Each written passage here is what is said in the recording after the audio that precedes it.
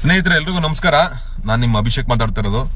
ನಿನ್ನೆಯಿಂದ ಒಂದು ಸ್ಟೇಟ್ಮೆಂಟ್ ಓಡಾಡ್ತಾ ಇದೆ ನಮ್ಮ ಮಾನ್ಯ ಸಿ.ಟಿ. ರವಿ ಅವರದು. ಬಟ್ ಬಿಫೋರ್ ವಿಡಿಯೋ ಮಾಡೋಕ್ಕೂ ಮುಂಚೆ ನಾನು ಒಂಚೂರು ಕನ್ಕ್ಲೂಡ್ ಮಾಡ್ಬಿಡ್ತೀನಿ. ನಾನು ಈ ವಿಡಿಯೋ ಮಾಡ್ತಾ ಇರೋದು ಯಾವುದೇ ಧರ್ಮ ಅಥವಾ ಪರ ವಿರೋಧ ಅಲ್ಲ.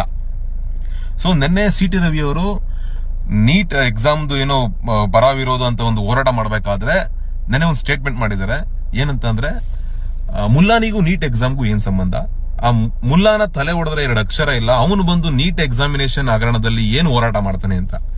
ನನಗೆಷ್ಟು ಚೀಪ್ ಮೆಂಟಾಲಿಟಿ ಇರುವಂತಹ ರಾಜಕಾರಣಿಗಳು ಇನ್ನೂ ನಮ್ಮನ್ನ ಆಳ್ತಾ ಇದ್ದಾರೆ ಅಂತ ಬೇಜಾರಾಗ್ಬಿಡ್ತೀರಿ. ಯಾಕಂದ್ರೆ ನೀವು ಮುಲ್ಲಾ ಅಂತ ಹೇಳ್ತಾ ಇರೋದು ಡೈರೆಕ್ಟ್ ಆಗಿ ಮುಸ್ಲಿಮರಿಗೆ, ಬಟ್ ಅದ್ರಲ್ಲಿ ನಿಮ್ದು ಡಬಲ್ ಸ್ಟ್ಯಾಂಡರ್ಡ್ ಇದೆ. ಅವ್ರಿಗೆ ಹೇಳಿಲ್ಲ ಅಂತ ತಪ್ಪಿಸ್ಕೊಳ್ಳೋಕೋಸ್ಕರ ಮುಲ್ಲಾ ಅಂತ ನೀವು ಮಾತಾಡಿದಿರ ಅಂತ ನಾನು ಭಾವಿಸ್ತೀನಿ. ಅಲ್ಲ ರೀ, 21 ಜನ ಹುಡುಗರು ಸತ್ತಿದ್ದಾರೆ. ಅದ್ರಲ್ಲಿ 21 ಜನದಲ್ಲಿ ಯಾರು ಮುಸ್ಲಿಮರಿಲ್ಲ, ಓಕೆ. ಬಟ್ ಬರ್ದಿರ 22 ಲಕ್ಷ ಜನದಲ್ಲಿ ಯಾವುದು ಮುಸ್ಲಿಂ ಹುಡುಗರು ಇಲ್ವಾ? ಹಂಗಾರೆ ಭಾರತದಲ್ಲಿ ಯಾರು ವಿದ್ಯಾವಂತರ ಇಲ್ವಾ ಮುಸ್ಲಿಮರಲ್ಲಿ? ನಮ್ಮ ದೇಶ ಕಂಡಂತಹ ಅತ್ಯದ್ಭುತ ರಾಷ್ಟ್ರಪತಿಗಳಾದಂತಹ APJ ಅಬ್ದುಲ್ ಕಲಾಂ ಅವರು ಇವತ್ತಿಲ್ಲ ಅಂದಿದ್ರೆ ನಾವು ಏನು ಮಿಸೈಲ್ಸ್ ಗಳನ್ನ ಇಟ್ಕೊಂಡು ಅಕ್ಕಪಕ್ಕ ದೇಶಗಳನ್ನ ಎದುರಿಸಕ್ಕಾಗ್ತಿದ್ದ? Mister CT. ರವಿ ಅವರೇ, ಮಾತಾಡಕ್ಕೂ ಮುಂಚೆ ಸ್ವಲ್ಪ ಯೋಚನೆ ಮಾಡ್ಬೇಕಲ್ವಾ? ನಾಲಿಗೆಗೆ ಮೂಳ ಇಲ್ಲ ಅಂತ ಈ ತರನು ಮಾತಾಡ್ತಾರ? ಓಕೆ, ನೀವು ನಿಮ್ಮ ಹೆಂಡತಿ ಮಕ್ಕಳನ್ನ ಕರ್ಕೊಂಡು ವೆಕೇಶನ್ಗೆ ಅಂತ ಅಂದ್ರೆ ದುಬೈಗೆ ಹೋಯ್ತೀರಾ, ಕತಾರ್ಗೆ ಹೋಯ್ತೀರಾ, ಉಜ್ಬೇಕಿಸ್ತಾನ್ಗೆ ಹೋಯ್ತೀರಾ, ಇಂಡೋನೇಷ್ಯಾ ಬಾಲಿ ಅಂತೆಲ್ಲ ಹೋಯ್ತೀರಾ. ಅವಾಗ ಗೊತ್ತಿರ್ಲಿಲ್ವಾ ನಿಮ್ಗೆ ಈ ಮುಲ್ಲಾನ ತಲೆ ಹೊಡೆದ್ರೆ 2 ಅಕ್ಷರ ಇಲ್ಲ, ಆ ದೇಶಕ್ಕೆ ನಾನೇ ಹೋಗ್ಲಿ ಅಂತ?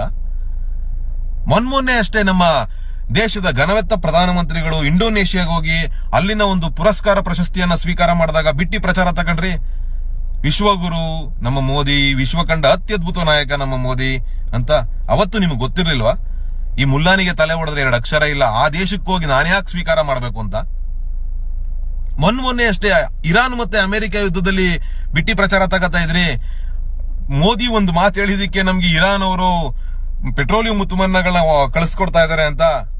ಅದೆಷ್ಟು ನಿಜವೋ ಸುಳ್ಳೋ ನಂಗೆ ಗೊತ್ತಿಲ್ಲ, ಬಟ್ ಅವತ್ತು ನಿಮ್ಗೆ ಗೊತ್ತಿರ್ಲಿಲ್ವಾ ಮುಲ್ಲಾನ ತಲೆ ಹೊಡೆದ್ರೆ 2 ಅಕ್ಷರ ಇಲ್ಲ, ಆ ದೇಶಕ್ಕೆ ಹೋಗಿ ನಾನು ಯಾಕೆ ಕೇಳಬೇಕು ಪೆಟ್ರೋಲಿಯಂ ಉತ್ಪನ್ನಗಳನ್ನ ಅಂತ? ಒಂದು ಧರ್ಮವನ್ನ ಇಟ್ಕೊಂಡು ರಾಜಕಾರಣ ಮಾಡೋದನ್ನ ಬುಡಿ. ಇನ್ನೂ ಧರ್ಮಗಳನ್ನ ಎತ್ಕಟ್ಟಿ ಏನನ್ನ ಸಾಧಿಸ್ಬೇಕು ಅಂತ ಹೋಗ್ತಾ ಇದೀರಾ? ನಾವೆಲ್ಲ ಅಣ್ಣ ತಮ್ಮದಿರ ತರನೇ ಇದೀವಿ, ಹಿಂದೂಗಳು ಮುಸ್ಲಿಮರು ಎಲ್ರೂ. ಬಟ್ ನಿಮ್ಮಂತ 3rd ಗ್ರೇಡೆಡ್ ರಾಜಕಾರಣಿಗಳಿಂದನೇ ಇವೆಲ್ಲ ಕ್ರಿಯೇಟ್ ಆಗೋದು. ಹಿಂದೂ ಮುಸ್ಲಿಮು ಗಲಾಟೆಗಳು, ಮತ್ತೊಂದು ಮಗದೊಂದು ಅಂತ. ನಿಮ್ಗೆ ವಾಯ್ಸ್ ರೈಸ್ ಮಾಡಕ್ಕೆ ತುಂಬಾ ವಿಚಾರಗಳಿದೆ. ನೀವು ಒಬ್ಬ ವಿರೋಧ ಪಕ್ಷದಲ್ಲಿ ಇರುವಂತಹ ಪ್ರಮುಖ ವ್ಯಕ್ತಿಗಳಲ್ಲಿ ಒಬ್ರು. ಹೌದು, ನಮ್ಮ ಕರ್ನಾಟಕ ಸ್ಟೇಟ್ ಗೌರ್ಮೆಂಟ್ ಅಲ್ಲಿ ತುಂಬಾ ಏನೇನೋ ಡೆವಲಪ್ಮೆಂಟ್ಗಳಾಗ್ತಾ ಇಲ್ಲ, ಕೆಲ್ಸಗಳಾಗ್ತಾ ಇಲ್ಲ. ಅದ್ರ ಬಗ್ಗೆ ನಿಮ್ಗೆಲ್ಲ ವಿಚಾರ ಮಾಡಕ್ ಟೈಮ್ ಇಲ್ಲ ಅಲ್ಲ? ಎಷ್ಟೋ ಡೆವಲಪ್ಮೆಂಟ್ಗಳು ವರ್ಕ್ ಆಗ್ತಾ ಇಲ್ಲ, ರೋಡ್ಗಳಾಗ್ತಾ ಇಲ್ಲ, ಬ್ರಿಡ್ಜ್ಗಳಾಗ್ತಾ ಇಲ್ಲ, ಪ್ಲಾನಿಂಗ್ ಇಲ್ಲ. 2030ಕ್ಕೆ ಏನ್ ಪ್ಲಾನಿಂಗ್ ಬೇಕು ಅದ್ರ ಬಗ್ಗೆ ಒಂದು ಪ್ಲಾನಿಂಗ್ ಇಲ್ಲ. ಡೆವಲಪ್ಮೆಂಟ್ ವರ್ಕ್ ಎಲ್ಲಿ ಕಮ್ಮಿ ಆಗಿದೆ ಅದ್ರ ಬಗ್ಗೆ ಹೋಗಿ ಹೋರಾಟ ಮಾಡಲ್ಲ. ಕ್ಷಾಮ ಬರ ಇನ್ನೊಂದ್ 2 ತಿಂಗಳಲ್ಲಿ ಕಿತ್ತಿ ತಿನ್ನುತ್ತೆ ನೋಡ್ಕೊಳ್ಳಿ. ಮಳೆ ಕರೆಕ್ಟ್ ಆಗಿಲ್ಲ, ಅದ್ರ ಬಗ್ಗೆ ಯೋಚನೆ ಮಾಡಕ್ಕಾಗಲ್ಲ. ತಮಿಳುನಾಡು ನೀರು ಹರಿಸುತ್ತಾರಲ್ಲ ಅದ್ರ ಬಗ್ಗೆ. ನಮ್ ರೈತರಿಗೆ ಬೆಳೆಯಕ್ ನೀರಿಲ್ಲ, ಅದ್ರ ಬಗ್ಗೆ ಯೋಚನೆ ಮಾಡಕ್ಕಾಗಲ್ಲ. ಇನ್ನು ನಮ್ ಚಾಮರಾಜನಗರ, ಗುಂಡ್ಲುಪೇಟೆ, ಆ ಕಡೆ ಕೊಳ್ಳೇಗಾಲ ಸೈಡ್ ಡೆವಲಪ್ಮೆಂಟ್ ಅವರು ಕಂಡೇ ಇಲ್ಲ, ಅದ್ರ ಬಗ್ಗೆ ಯೋಚನೆ ಮಾಡಕ್ಕಾಗಲ್ಲ. ಅದ್ರ ಬಗ್ಗೆ ನಿಮ್ಗೆ ಧ್ವನಿ ಎತ್ತಕ್ಕಾಗಲ್ಲ.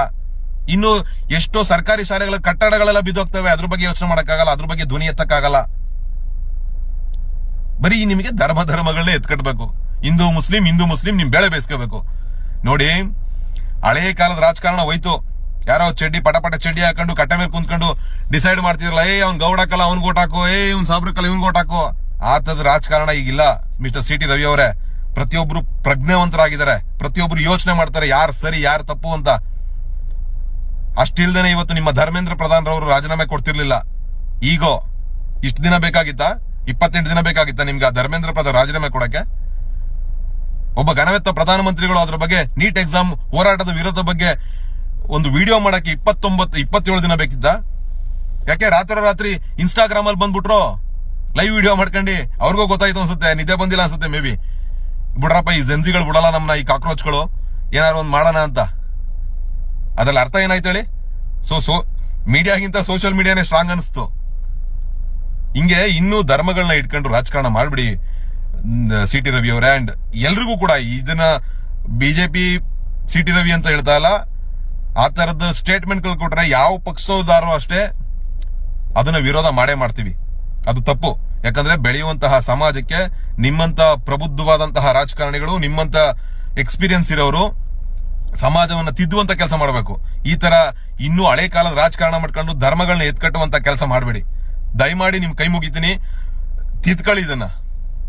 ನಿಮಗೆ ಧ್ವನಿ ಎತ್ತಕ್ಕೆ ವಿರೋಧ ಪಕ್ಷವಾಗಿ ಆಡಳಿತ ಪಕ್ಷವನ್ನ ಎಡೆಮುರಿ ಕಟ್ಟಕ್ಕೆ ತುಂಬಾ ವಿಚಾರಗಳಿದೆ, ಅದ್ರ ಬಗ್ಗೆ ಹೋರಾಟಗಳು ಮಾಡಿ.